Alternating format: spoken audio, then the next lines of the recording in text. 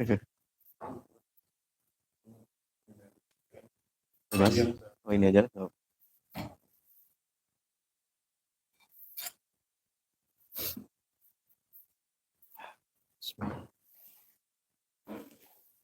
Ini ya benar ya.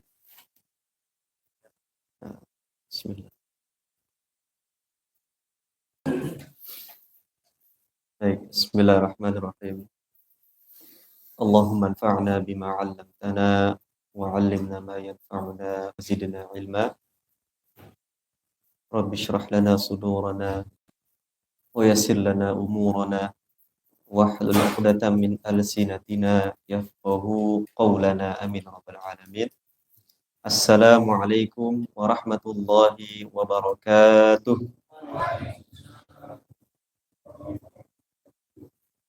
Alhamdulillah, tsumma alhamdulillah, tsumma alhamdulillah. Alhamdulillahilladzi ja'alal Qur'ana hudan linnas wa bayyinatin minal huda wal furqan. Alhamdulillahilladzi ja'alal Qur'ana rabi'a qulubina wa nura sudurina. Wassalatu wassalamu ala asyrafil anbiya'i wal mursalin sayyidina wa nabiyyina wa qudwatina Muhammad sallallahu alaihi wasallam wa ala alihi wa ahlihi wa alihi wa man ittaba'u bihudahu ila yaumiddin amma ba'du. Baik, alhamdulillah jamaah yang dimuliakan Allah Subhanahu wa taala. Bapak Ibu jamaah Musalla An-Nur ya. Mudah-mudahan selalu dalam lindungan Allah. Mudah-mudahan selalu sehat walafiat. Sehat jasmani, sehat rohani, ya, dompetnya juga sehat, ya, pikirannya juga sehat, insyaallah. Insyaallah jamaah yang dimuliakan Allah Subhanahu wa taala, pada pagi yang berkah ini sama-sama kita bersyukur pada Allah atas berbagai limpahan nikmat dan karunia yang telah Allah berikan kepada kita semua. Yang nikmat itu kadangkala terlupakan oleh kita. Ya, terlupakan, luput oleh kita semua. Kita terlalu banyak memandang nikmat itu berupa materi. Padahal ada nikmat yang jauh lebih besar dari itu semua. Yang jauh lebih berharga dari itu semua. Adalah nikmat iman dan Islam. Alhamdulillah kita dilahirkan dari rahim ibu kita yang muslimah. Kita dibesarkan di keluarga yang muslim. Berapa banyak saudara-saudara kita dilahirkan dalam keluarga yang bukan keluarga yang muslim. Dilahirkan dari seorang ibu yang bukan muslimah. Kemudian sebagian di antara mereka mendapatkan hidayah. Di antara mereka belum mendapatkan hidayah. Maka nikmat yang paling besar yang harus kita syukuri adalah nikmat iman dan Islam.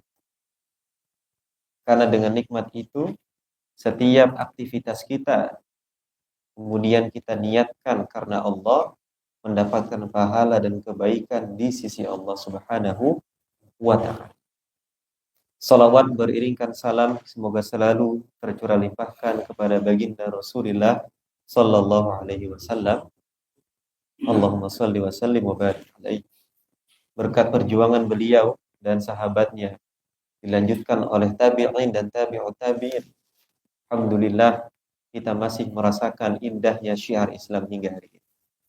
Dan kita bersyukur Bapak Ibu semua, beberapa hari lalu ya kita mendengar kabar gembira atas genjatan senjata yang disepakati oleh negara-negara, dimediasi oleh negara di antaranya negara Qatar. Alhamdulillah saudara-saudara muslim kita di Gaza Palestina bisa merasakan kedamaian. Ya. Alhamdulillah. Tapi sebagai catatan dalam surah Al-Baqarah Allah berfirman, "Walan tarda ankal yahudu walan nasara hatta tattabi'a millatahum." Apa artinya itu, Pak? Tidak akan ridho, tidak akan ya, orang Yahudi dan orang Nasrani tidak akan ridho, nggak akan rela, nggak akan ikhlas. Sampai kapan? Sampai kamu, kata Allah, mengikuti ajaran mereka. Walaupun kita mendengar kabar gembira gencatan senjata, ya, pasukan semua ditarik ya, sandera dibebaskan, ya, dan berbagai kesepakatan damai lainnya. Tapi tetap pegangan kita apa? Walan tardu ankal yahudu walan nasara hatta tattabi'a millatahum. Itu satu. Kemudian yang kedua adalah kita belajar dari sejarah. Bagaimana Bani Israel. Bani Israel. Baik itu zaman Nabi Musa, dilanjutkan oleh murid beliau siapa? Yusha' bin Nun. Dan seterusnya sampai Nabi Isa alaihissalam. Bagaimana tipu daya mereka. Ya, yang awalnya sudah komitmen untuk taat, di tengah jalan terjadilah banyak drama, ya. Terjadilah banyak penolakan, pengingkaran dan seterusnya. Yang mungkin akan sama-sama kita hadirkan di kajian kita pagi kali ini. Dan itu terus berlanjut dan berlanjut terus, ya, sampai hari ini. Sehingga kita sebagai saudara Muslim, ya, tentu kita menyambut dengan bahagia. Kita mendoakan yang terbaik. Kita berharap yang terbaik untuk saudara Muslim kita di Gaza, Palestina. Tapi ingat, Bani Israel, kaum Yahudi dan Nasrani, itu tidak akan ridho, tidak akan ikhlas sampai kita ikut ajaran mereka. Artinya, walaupun sudah damai, tetap komitmen kita sebagai saudara Muslim dalam membantu saudara kita di Palestina tetap harus berjalan. Bagaimana infak kita, sedekah kita, bagaimana komitmen kita untuk memboikot produk-produk Yahudi harus berjalan. Jangan sampai kita terlena dengan adanya perjanjian damai, gencatan senjata, kita pun terlena akhirnya dianggap biasa lagi. Sehingga lama-kelamaan bisa jadi mereka melanggar kesepakatan yang sudah mereka buat sebagaimana terjadi dulu. Saat mereka sudah disumpah di atas gunung. Jadi gunung diangkat, Pak, di atas kepala mereka. Diangkat beneran. Itu bersumpah. Bersumpah akan menyembah hanya kepada Allah. Bersumpah berbuat baik kepada sama manusia. Kemudian berbuat baik sesama kerabat. Dan sumpah-sumpah lainnya. Dalam surah Al-Baqarah ayat 83 disebutkan itu. Tapi nyatanya apa? Tsumma tawallaitum illa qalilan minkum wa antum muridun. Kemudian kalian berpaling. Itu kenyataannya. Kalian berpaling. Sudah komitmen ketika beribadah diminta untuk ibadah di hari Jumat sebagai hari raya. Kemudian menolak kan? Akhirnya dijadikan hari Sabtu. Oke. Dengan catatan di hari Sabtu tidak ada bekerja, tidak ada melaut. Nah, semua aktivitas fokus untuk beribadah kepada Allah. Dengan catatan itu, awalnya mereka masih taat. Lama-kelamaan, kayaknya ada celah ini. Akhirnya apa? Akhirnya mulai ada yang main-main, main belakang. Ada yang naruh jaringnya di hari Jumat di lautan, ya, untuk menjala ikan. Hari Ahadnya diambil. Karena memang Allah uji mereka dengan hari Sabtu, ikan-ikan bermunculan ke atas. Sehingga menggoyahkan iman, kan? Allah uji mereka karena mereka menolak hari raya di hari Jumat. Mulai pelan-pelan, ya. Jaringnya ditaruh di hari Jumat, biarin hari Sabtu, itu kan main belakang kan? Hari Ahadnya diambil. Terus berlanjut, kayaknya nggak ada azab ini dari Allah. Itu perkataan mereka. Nggak ada peringatan dari Allah. Nah, terus gimana? Nah, cobalah kita sekarang terang-terangan aja. Nah, dulu kita masih sembunyi-sembunyi nih. Ya, Nabi Musa harapannya nggak tahu nih. Karena kita terang-terangan aja. Udah, pokoknya hari Sabtu yang mau ibadah silakan, yang mau kerja silakan. Yang mau melaut silakan. Terang-terangan. Nah, ketika mereka melakukan dosa tersebut secara terang-terangan, maka Allah pun murka dan kata Allah apa? Ulu kirodatan khosi. Jadilah kalian kera yang hina. Maksudnya apa itu? betul-betul Allah ubah wujud mereka dalam bentuk kera bagi yang melanggar tersebut. Sehingga yang sudah menjadi kera tersebut, menjadi kera yang hina, mereka tidak bisa makan dan minum selama 3 hari. Karena memang Allah hinakan mereka dengan itu, kemudian mereka pun meninggal dalam keadaan yang mengenaskan. Itu kita sedikit belajar dari sejarah. Sehingga dari itu semua, kita sama-sama untuk terus komitmen, ya, menolong, membantu saudara kita di Palestina dengan segenap yang kita miliki, dan jangan sampai kita lengah dengan tipu daya mereka. Dipahami, Pak, ya? Jadi boleh kita senang, Pak, tapi mohon izin untuk kita terus komitmen menyampaikan kepada keluarga, saudara kita, masyarakat sekitar kita, terus, ya, untuk memboikot produk-produk mereka, terus untuk membantu mereka, mendoakan mereka, dan seterusnya. Baik, jamaah yang dimuliakan Allah Subhanahu wa taala. Pada pembahasan kemarin, alhamdulillah kita sudah uh, membahas tafsir, ya, dari mulai surah Al-Fatihah, kemudian dilanjutkan dengan surah Al-Baqarah ayat 1 sampai 5, dan pada hari ini di pertemuan yang ketiga kita akan melanjutkan tafsir kita pada surah Al-Baqarah ayat 6 dan ayat 7, insyaallah. Kalau panjang umur kita bisa selesai, Pak, 30 juz insyaallah, ya. Ya, antara saya atau Bapak duluan yang meninggal, kan? Kan dua ya kemungkinannya. Nah, kalau saya duluan berarti dilanjutin sama setelah saya. Kalau Bapak duluan, ya semoga Allah ampuni kita semua. Insyaallah, ya. Baik, jamaah dimuliakan Allah. Di 5 ayat sebelumnya kita sudah mengenal ciri-ciri orang yang bertakwa. Kalau kita buka awal-awal surah Al-Baqarah, maka kita akan mendapati 3 jenis manusia yang Allah sebutkan. Berapa, Pak? 3. Yang pertama adalah orang bertakwa. Yang kedua adalah orang yang ingkar atau disebut orang kafir. Kemudian yang ketiga adalah orang munafik. Jadi 3 jenis manusia ini tentunya 3-tiganya ada di antara kita, baik di samping kanan kita, depan kita, belakang kita, ada semua. Itu semua sudah dijelaskan Allah secara detail dalam awal surah Al-Baqarah. 3 jenis manusia. Kemarin kita sudah membahas ciri-ciri orang bertakwa, Pak. Orang bertakwa itu adalah satu yang beriman kepada hal ghaib, termasuk rukun iman dan seterusnya. Ciri yang kedua adalah orang bertakwa, orang yang mendirikan sholat, melaksanakan sholat. Ciri yang ketiga, yang berinfak. Dikatakan oleh para ulama, bisa bermakna itu zakat bagi yang sudah sampai hartanya, sudah sampai batas minimal atau disebut dengan nisab, atau infak sedekah.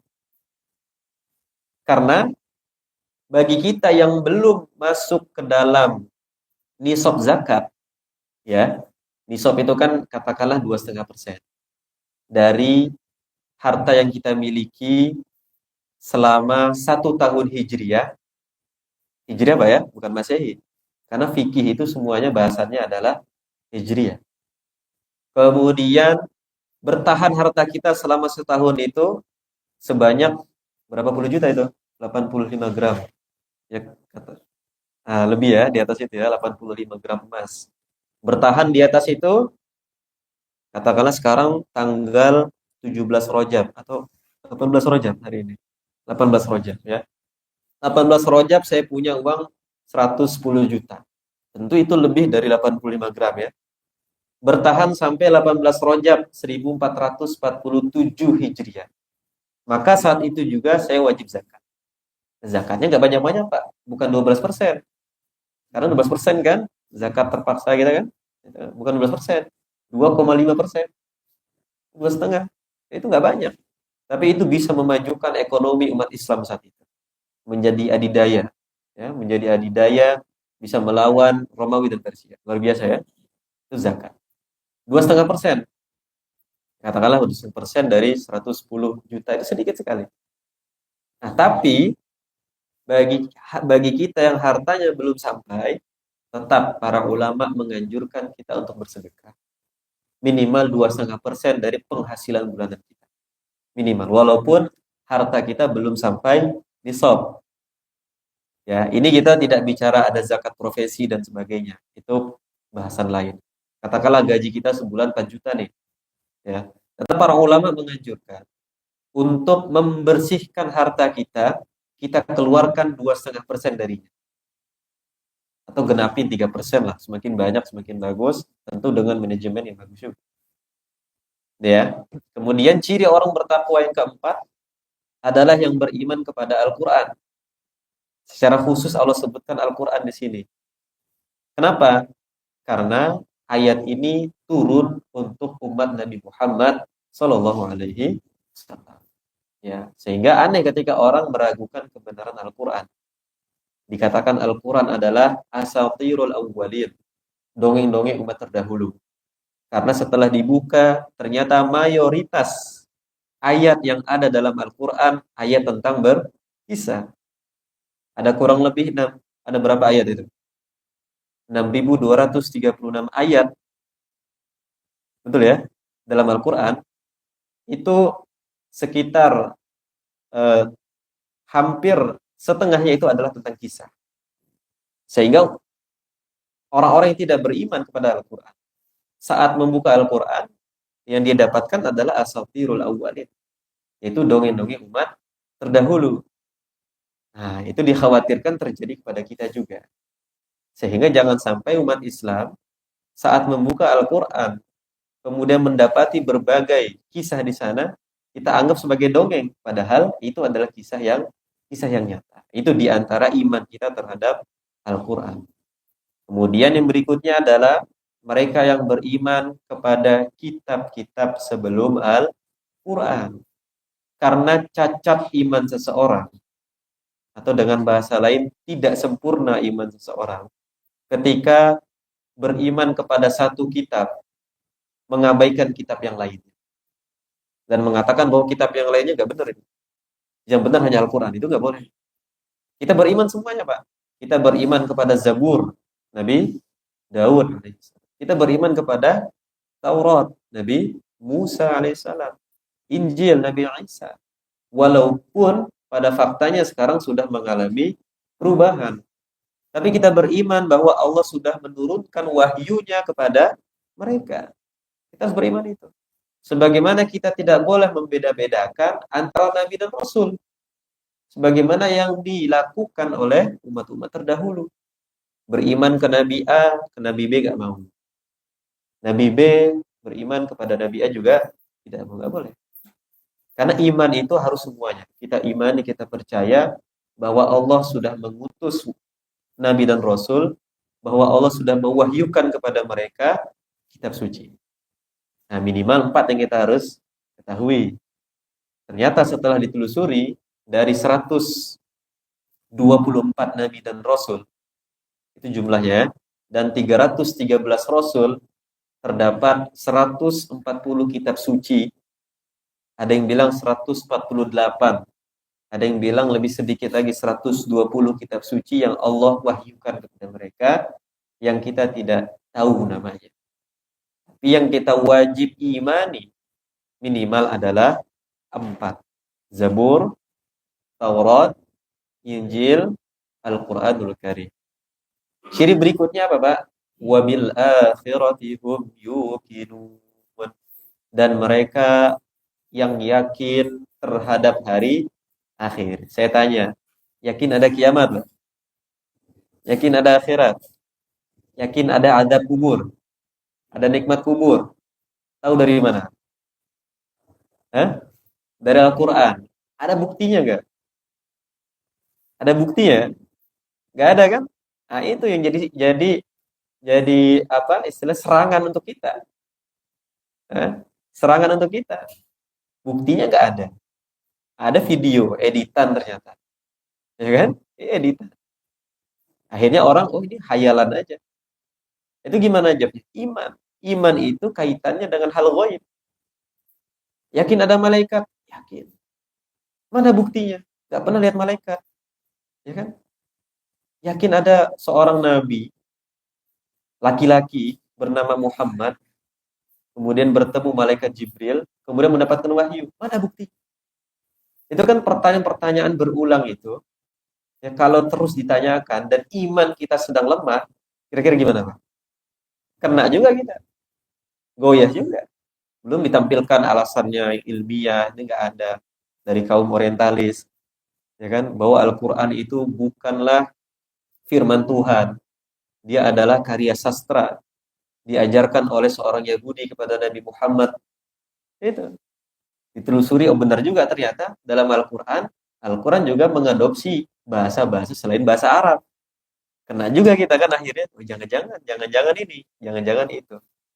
Jadi iman kaitannya dengan hal-hal yang goib. Hal-hal yang goib, namanya goib, Pak. Goib itu sesuatu yang tidak nampak. Goib itu minimal ada sesuatu di balik tembok ini saya nggak tahu, itu namanya goib. Ada sesuatu yang jauh sana nggak kelihatan, itu goib namanya. Saya percaya ada ini, harus percaya, ya kan? Tapi bedanya saya sudah melihat sebelumnya, saya masuk ke masjid ini, pandangan kita terhalangi kan, dengan tembok kah, dengan benda-benda yang lain. Apalagi yang sifatnya memang tidak pernah kelihatan. Tapi insya Allah kita pasti akan melihatnya.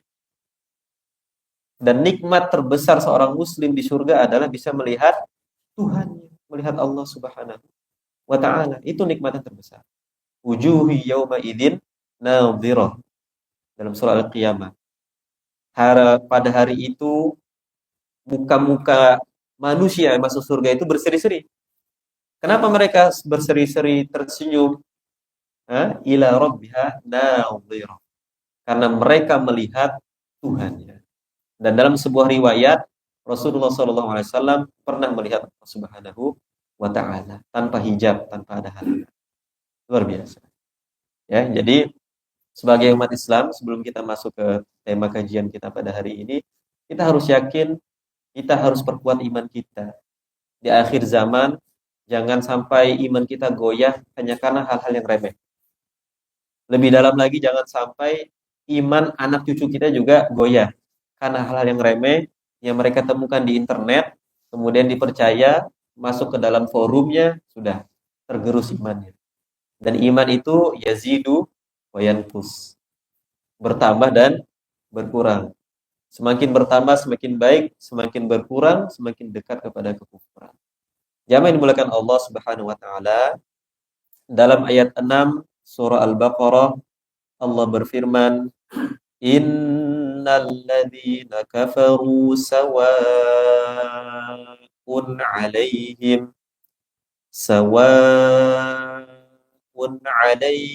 a'anzartahum am lam tundirhum la yu'minun. Sesungguhnya orang-orang yang kufur itu sama saja bagi mereka, apakah engkau yaitu Nabi Muhammad beri peringatan atau tidak engkau beri peringatan, mereka tidak akan beriman. Ini artinya. Arti harus dipahami dengan tafsir. Ya, harus jelas. Baik. Allah berfirman, sesungguhnya orang-orang yang kafir. Kita perlu tahu, Pak, definisi kafir itu apa? Para ulama menjelaskan bahwa kafir itu adalah menutup atau menolak diri. Itu secara bahasa. Dalam bahasa Inggris kita kenal dengan istilah cover. Cover buku, gitu ya. Itu cover kufur, itu satu. Satu bahasa yang sudah diserap sebelumnya. Ya. Jadi menutup diri dari sesuatu apapun. Itu namanya kafaro. Ya, kafaro yakfuru dalam bahasa Arab. Kemudian secara istilah, kafir itu secara khusus adalah sebutan, istilah bagi siapapun yang tidak beriman kepada Allah dan Rasul-Nya, bagi siapapun yang tidak beriman kepada malaikat-malaikat, kepada kitab-kitabnya, kepada hari akhir, kepada qada dan qadar. Itu secara istilah. Dan dengan kita menyebutkan kafir, bukan berarti kita benci kepada orangnya. Tapi kita benci apa? Sifatnya, perilakunya. Kalau kita benci orang nggak boleh. Karena kata Allah apa? Walaqad karramna bani Adam. Sungguh, kata Allah, kami telah memuliakan anak cucu Adam.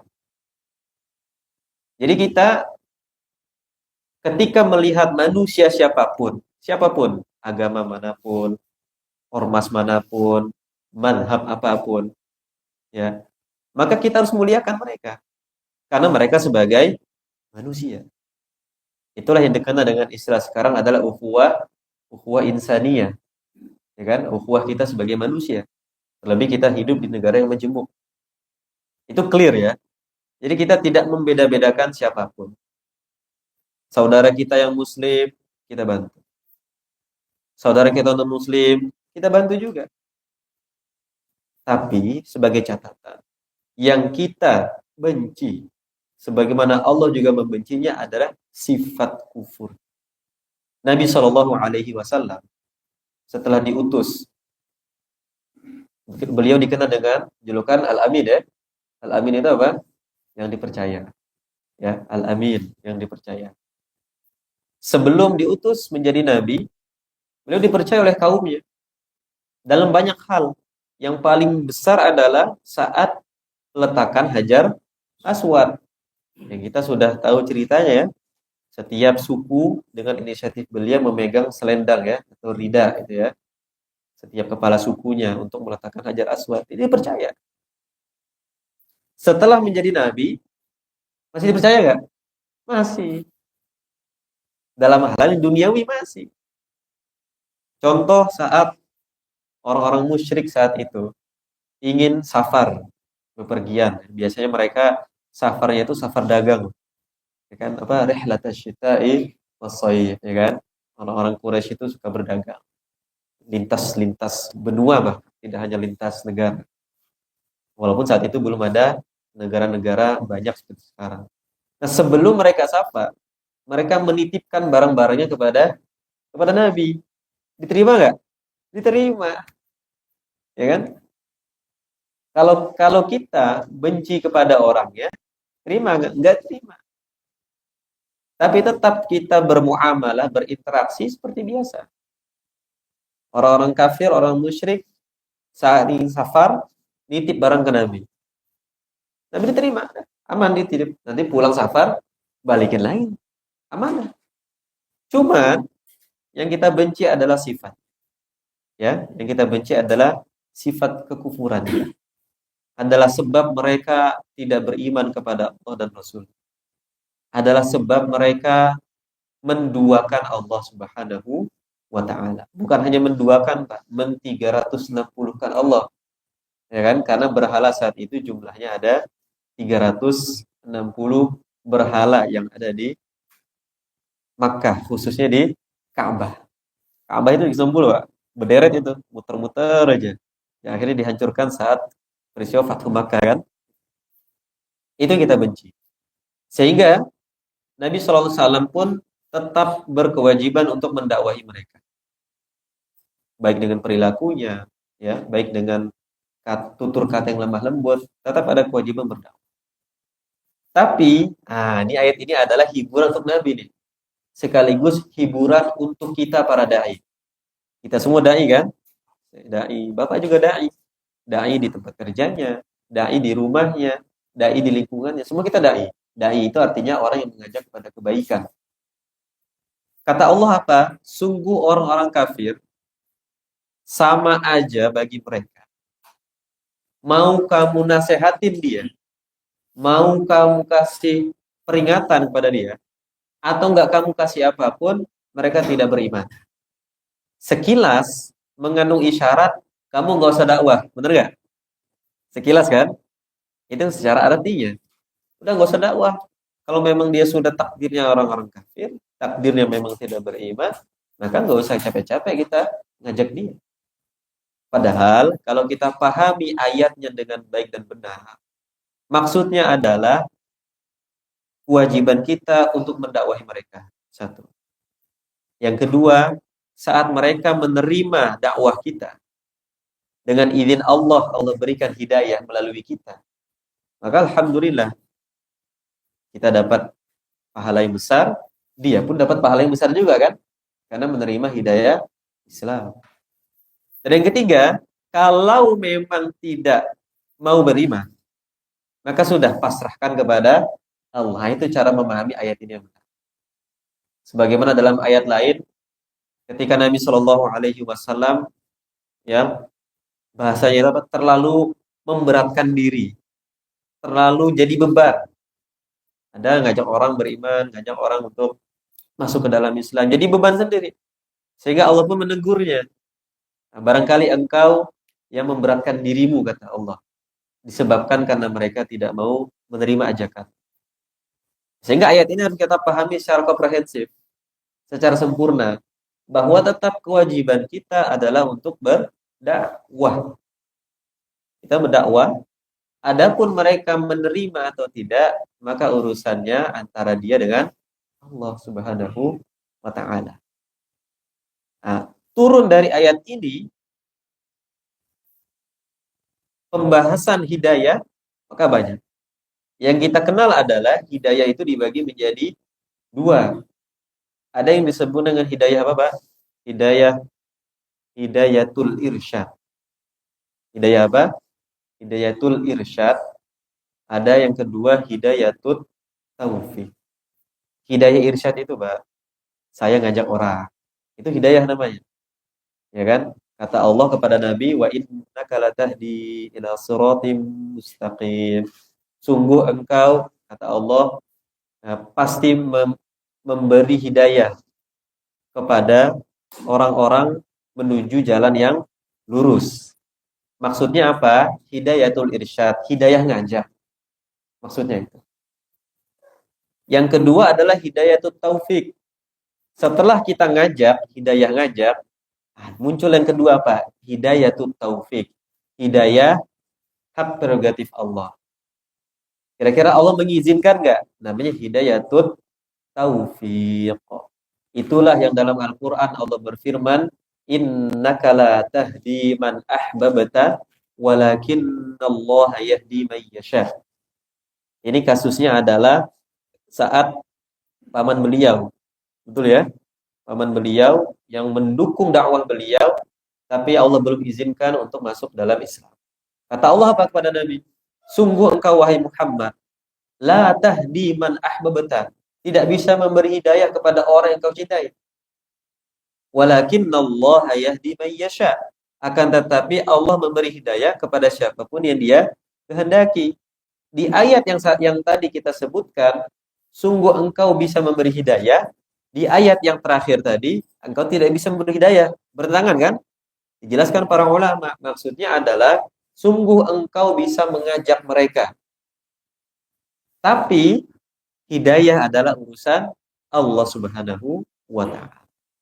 Jadi ayat 6 ini adalah hiburan ya kepada Nabi Muhammad sallallahu alaihi wasallam. Dan juga kepada kita para umatnya yang sekarang semua kita menyandang status dai. Untuk apa? Untuk terus bersabar. Jangan terlalu memberatkan diri ketika memang orang-orang belum mau ikut ajakan kita. Yang penting saat kita di akhirat nanti kita bisa mempertanggungjawabkan. Kenapa ada saudara kita yang nggak sholat hari ini? Nggak sholat, Pak, bukan sholat berjamaah, itu lain lagi. Nggak sholat, kenapa dia nggak sholat subuh? Kenapa dia nggak sholat zuhur? Kita ditanya itu. Kenapa dia nggak sholat asar? Kamu sebelahan rumahnya, kenapa dia nggak sholat maghrib? Tapi kalau kita menjawab, ya Allah, aku sudah mengajak mereka. Minimal pas jalan, yuk sholat yuk. Tapi dia nggak mau, selesai urusan kita. Tapi ternyata kita pas jalan, diemin aja, nggak ada basa-basi ngajak sholat dan seterusnya, maka kita kena itu. Kita juga akan dipertanggungjawabkan itu. Kenapa dulu kamu nggak berdakwah kepada dia? Itu sesimpel itu. Jadi tujuan dari ayat 6 ini adalah bagaimana kita bisa mengajak mereka, mengajak teman-teman kita, mengajak tetangga kita, mengajak saudara-saudara kita. Yang paling dasar sholat. Kalau sholatnya aman, insya Allah ibadah-ibadah lain juga aman. Tapi kalau sholatnya bolong, pasti ibadah lain juga ketarik bolongnya juga. Kemudian dalam ayat 7 Allah melanjutkan kembali, khatamallahu ala qulubihim wa ala sam'ihim wa ala absarihim ghishawatun wa lahum 'adzabun 'adzim. Allah telah mengunci hati dan pendengaran mereka. Pada penglihatan mereka ada penutup, dan bagi mereka azab yang sangat berat. Pada ayat 7 ini, setelah Allah menjelaskan di ayat sebelumnya bahwa sama saja bagi kamu, wahai Muhammad, mau kamu kasih nasihat atau tidak, mereka tidak beriman. Dan ayat 7 ini Allah menjelaskan kenapa hati mereka tidak beriman. Kenapa mereka menolak ajakanmu, wahai Muhammad? Sebabnya apa? Karena Allah telah mengunci hati dan pendengaran mereka. Artinya Allah nggak mau dia dapat hidayah. Benar nggak? Kira-kira kesimpulannya. Ketika disebutkan Allah telah mengunci hati dan pendengaran mereka. Artinya Allah menolak dia dapat hidayah. Berarti Allah mau dia masuk neraka pada akhirnya. Itu gimana kita memahaminya? Berarti Allah nggak adil.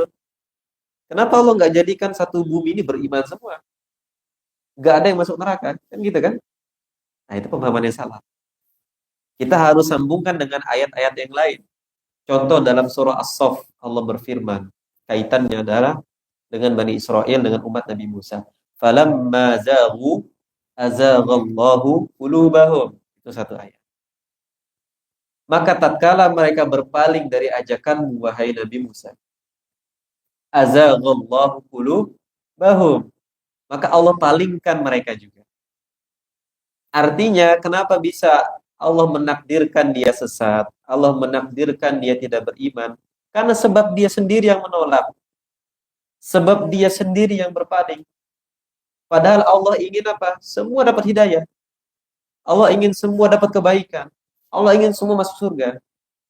Tapi begitulah dinamikanya ketika Allah sudah memberikan hawa nafsu, ya, kemudian Allah memberikan kita kecondongan untuk memilih. Ketika pilihan kita salah, maka itu salah kita. Ya, ini kita clear kan? Karena ini akan menjadi pintu serangan kita, Pak. Ya, Ibu ya. Akan menjadi pintu serangan kita orang-orang nggak beriman. Oh, Tuhanmu nggak adil itu. Tuhanmu kok bisa masukin ke neraka? Padahal Tuhan itu maha baik. Tuhan maha pengampun. Tuhan maha pengasih, maha penyayang. Kok bisa dia mengadab hambanya? Kalau umatnya berarti itu Nabi ya. Mengadab hamba-hambanya. Kok bisa dia menakdirkan hamba-hambanya masuk ke dalam neraka? Kenapa nggak surga aja sekalian? Kita harus jelaskan. Mereka bisa sesat karena ulah mereka sendiri.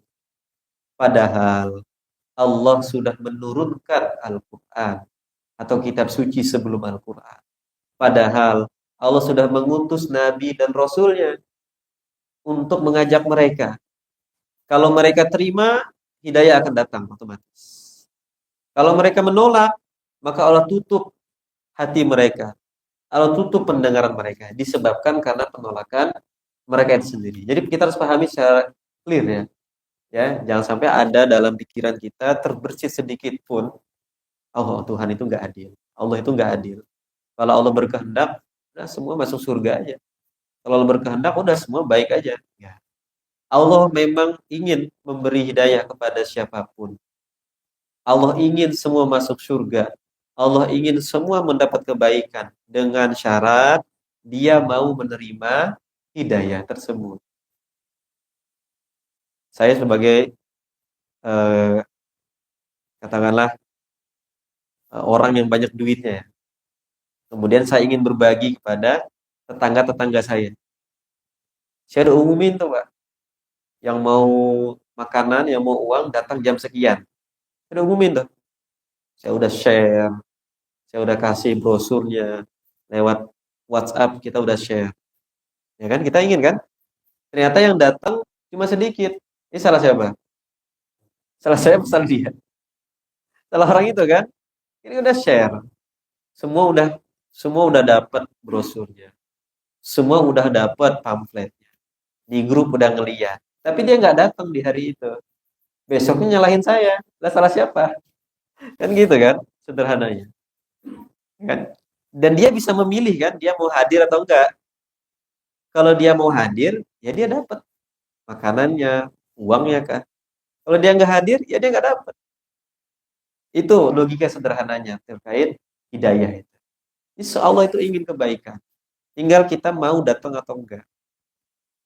Lain hal kalau informasi wahyu tidak sampai kepada kita, maka Allah tidak bebankan kita. Contoh, ada orang yang hidup di satu tempat jauh dari peradaban, ya kan? Nggak pernah dengar Nabi Rasul, ya, belum sampai ke sana. Syariat belum sampai ke sana. Dai belum ada yang sampai ke sana, kan? Nggak pernah kenal apapun nih. Diampuni sama Allah nggak? Wajib sholat nggak? Nggak wajib sholat. Itu adilnya Allah di situ. Harus kita pahami secara detail. Wajib zakat nggak wajib. Wajib puasa nggak wajib.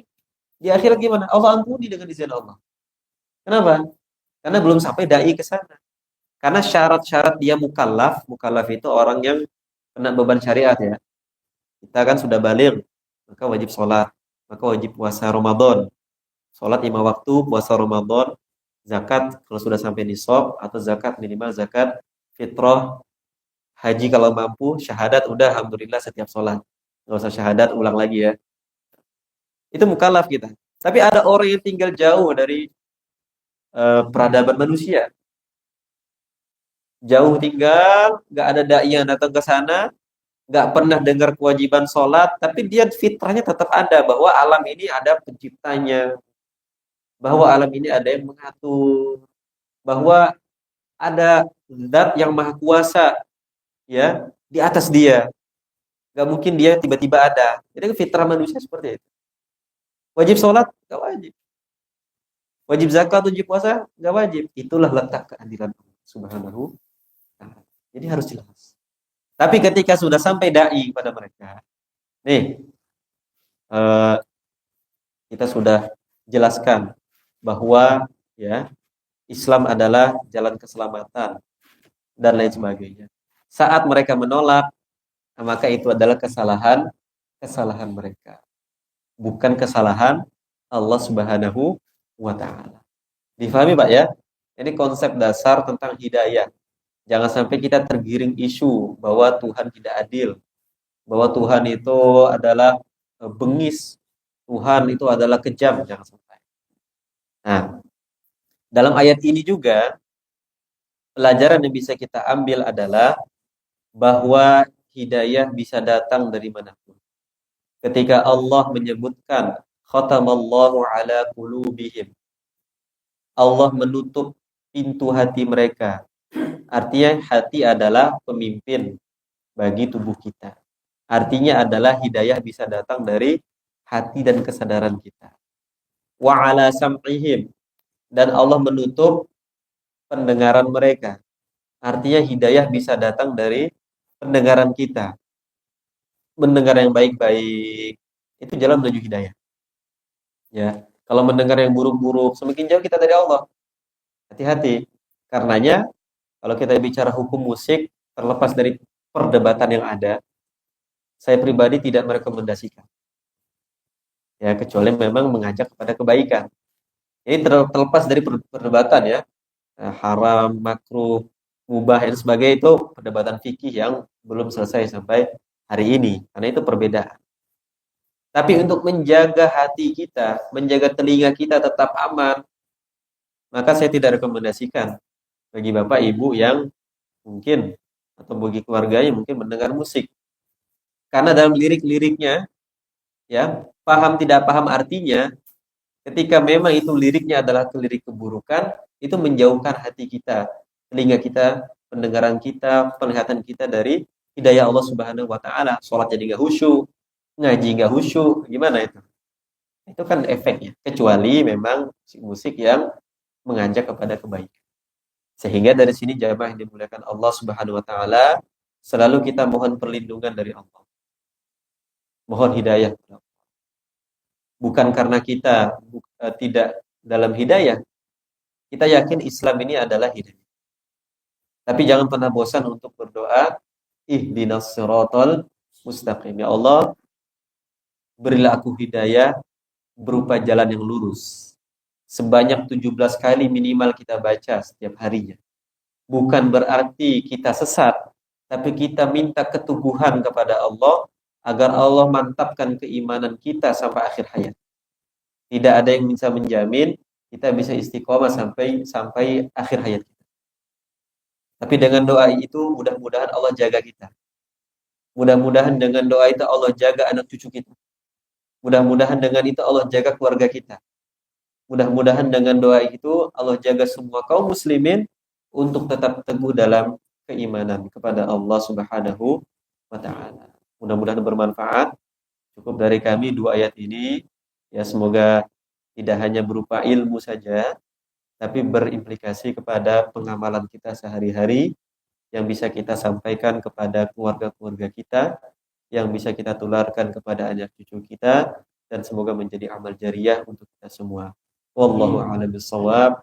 Wabillahi taufiq wal hidayah, waridha wal inayah.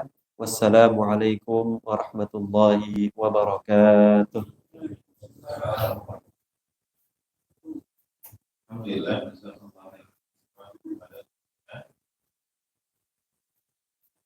Silakan. Silakan. Bapak Ibu, seperti biasa sebelum kita hadiri, yang ingin bertanya terkait dengan kita, persilakan. Ada? Oh ya, silakan. Ya. Assalamualaikum warahmatullahi wabarakatuh. Waalaikumsalam warahmatullahi Dengan tema yang berikan tadi, syiar dakwah dan budaya.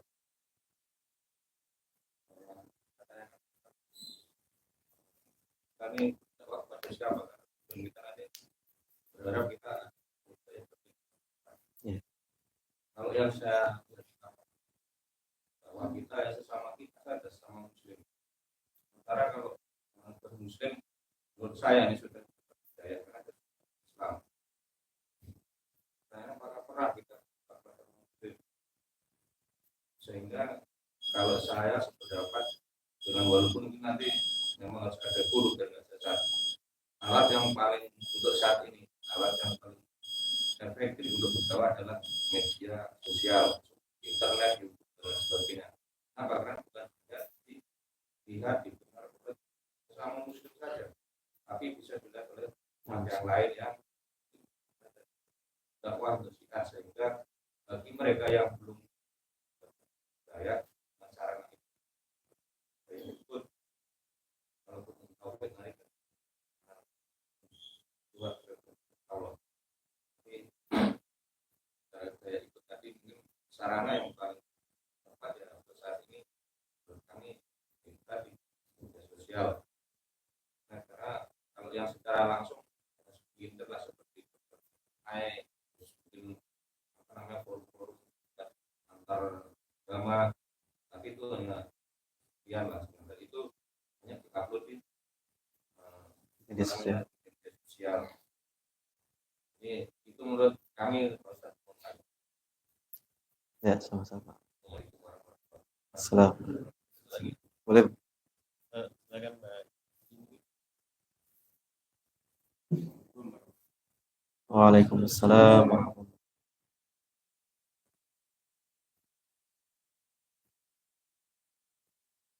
Ya.